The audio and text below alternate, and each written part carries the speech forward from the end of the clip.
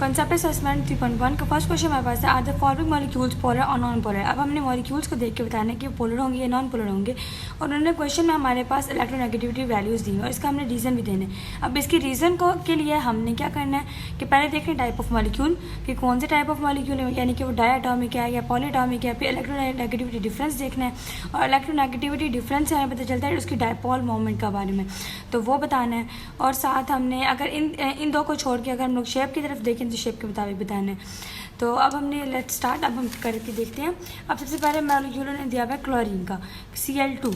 अब chlorine molecule के बारे में हमने कह दिया कि नॉन पोलर है। कैसे का उसकी रीज़न क्या है, पहले मैंने टाइप ऑफ मॉलिक्यूल को देखा तो मैंने कहा दोनों मॉलिक्यूल Cl2 यानी कि दो मॉलिक्यूल सेम ही हैं, तो हमने कह दिया ये डायटॉमिक मॉलिक्यूल है जिसमें दो आइडेंटिकल एटम्स हैं।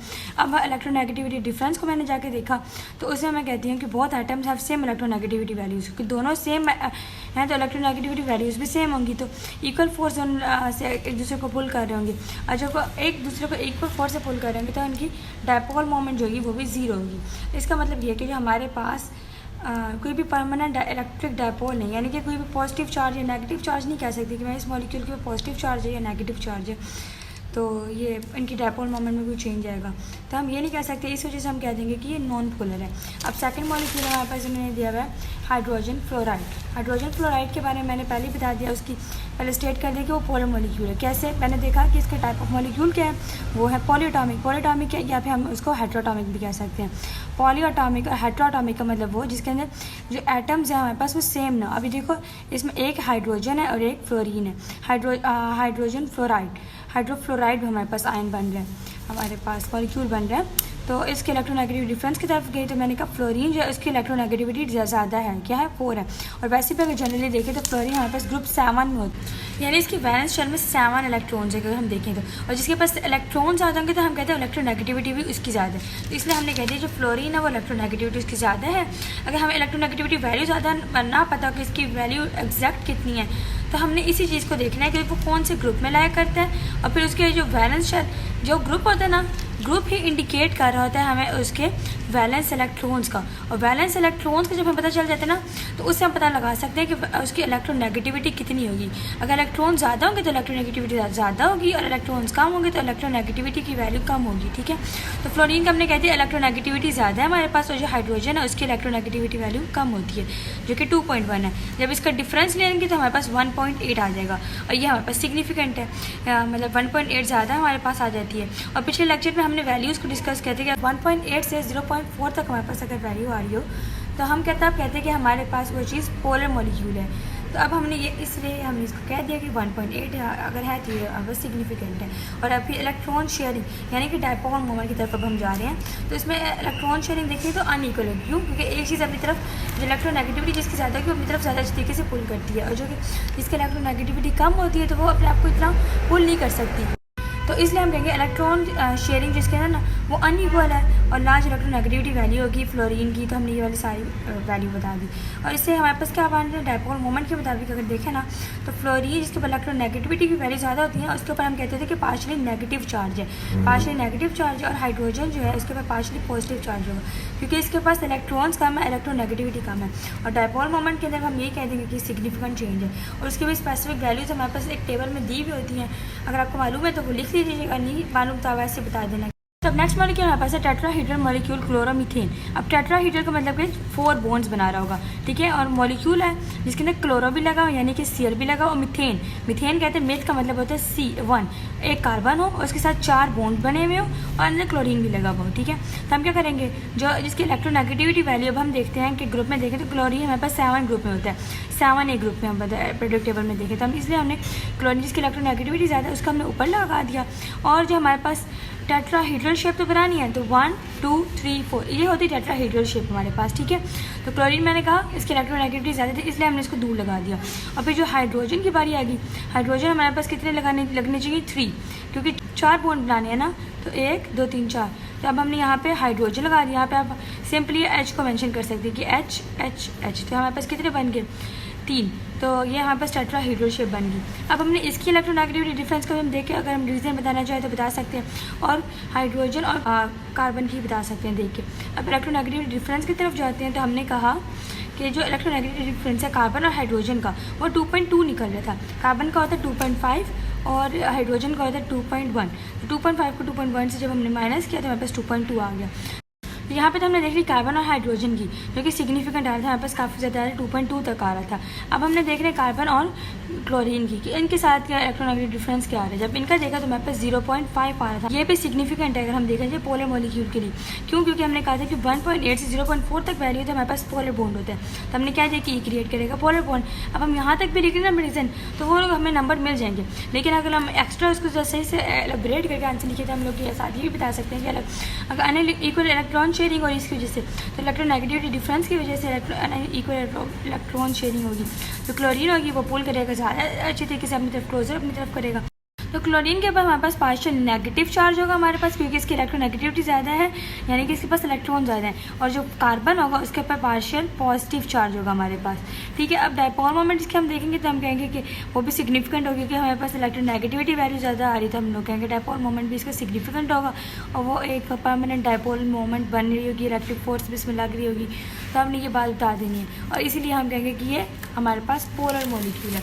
अब नेक्स्ट मॉलिक्यूल हमारे पास आएगा टेट्राहीड्रल। टेट्राहीड्रल का मतलब 4 बॉन्ड्स बनाने हैं वो इस मॉलिक्यूल ने। Tetra means 4। ठीक है, अब है मॉलिक्यूल हो जिसमें टेट्रा ब्रोमो इथेन, यानी कि 4 ब्रोमो लगे हुए और मिथेन भी हो।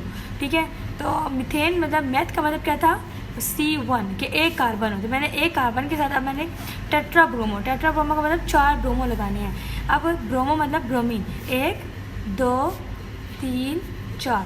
अब मैंने ये चारों लगा दिए इसके साथ ही, हमारे पास इसका शेप बन गई।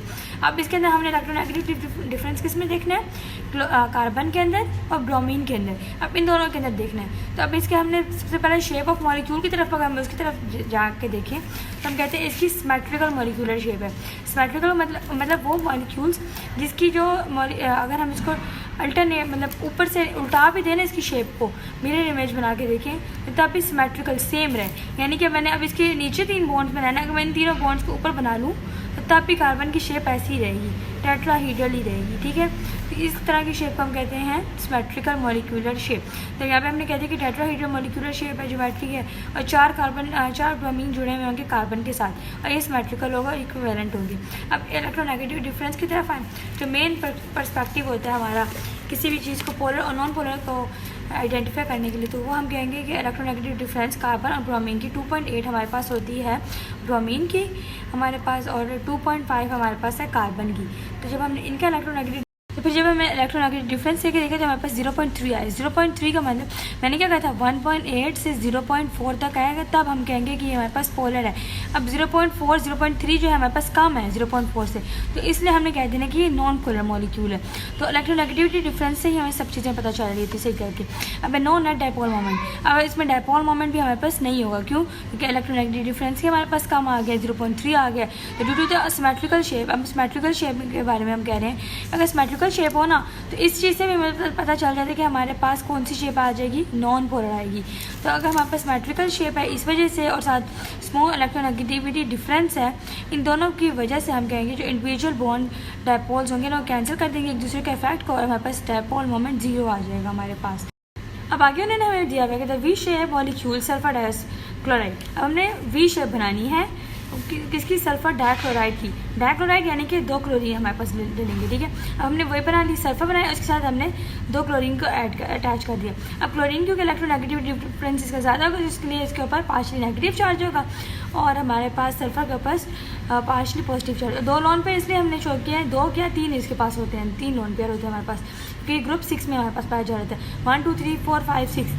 हमने 6 लोन पेयर बना दिए, 6 7 8 हमने इसकी वैलेंसी पूरी कर ली सारी।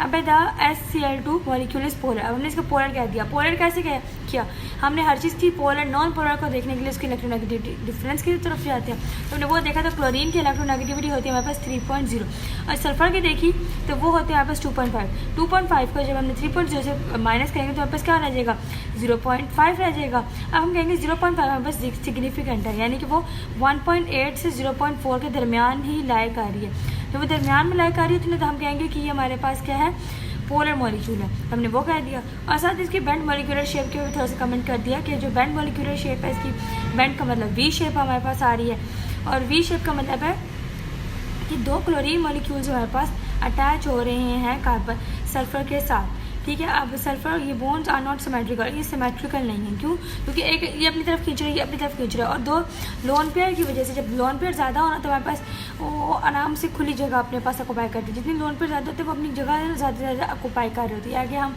वैलेंस बॉन्ड थ्योरी और ये हाइब्रिडाइजेशन वगैरह करेंगे तो इसमें फर्दर इसको डिटेल में स्टडी करेंगे क्यों ऐसा इसका स्ट्रक्चर बनाते हैं और इसका हम एसिमेट्रिक क्यों कह रहे हैं, ठीक है। हमारे पास which means through 2 cell are not symmetrical, ये जो 2 क्लोरीन मॉलिक्यूल्स सिमेट्रिकल शेप नहीं बना रहे और ये एसिमेट्री जो क्रिएट करेगी। इलेक्ट्रोनेगेटिव डिफरेंस हमारे पास एक सिग्निफिकेंट आ रहा है, इस वजह से हम कहेंगे इसके अंदर डायपोल मोमेंट भी बनेगा और डायपोल मोमेंट की वजह से इसके अंदर अनइक्वल इलेक्ट्रॉन शेयरिंग हो रहेगी। जो क्लोरीन होगा पुल करेगा शेयर इलेक्ट्रॉन पर अपनी तरफ ज़्यादा अच्छी तरीके से, इसलिए इसके ऊपर पार्शियल नेगेटिव चार्ज होगा और जो हमारे पास सल्फर होगा उसके ऊपर पार्शियल पॉजिटिव चार्ज हो जाएगा।